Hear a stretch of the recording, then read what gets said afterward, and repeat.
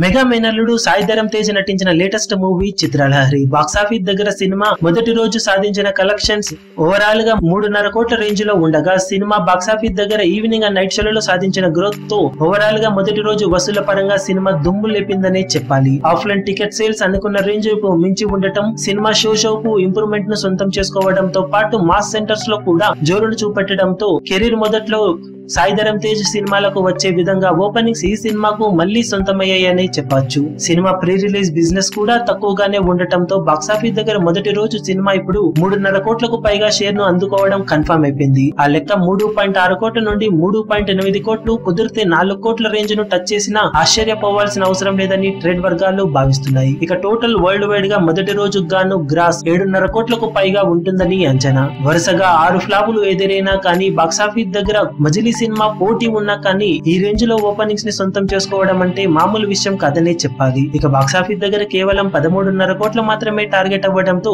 Cinema తొలి రోజే చాలా వరకు మొత్తాన్ని రికవరీ చేసే విధంగా దుమ్ము లేపిందని చెప్పవచ్చు. ఇక సమ్మర్ సెలవులు ఉండటంతో సినిమా బాక్సాఫీస్ దగ్గర వీకెండ్ మొత్తం ఇదే జోరు కొనసాగిస్తే ప్రీ రిలీజ్ బిజినెస్ కు మరింత చేరువగా వెళ్లే అవకాశం ఉందని చెప్పాలి. ఇక మొదటి రోజు అఫీషియల్ గా ఏరియాల వారి కలెక్షన్ వివరాలు ఎలా ఉంటాయో చూడాలి. ఈ వీడియో మీకు నచ్చినట్లయితే లైక్ చేయండి, షేర్ చేయండి, ఛానల్ ని సబ్స్క్రైబ్ చేయడం మాత్రం మరవకండి. ఏ చిన్న అప్డేట్ ను మిస్ అవ్వకూడదు అనుకుంటే బెల్ ఐకాన్ ని ప్రెస్ చేయండి.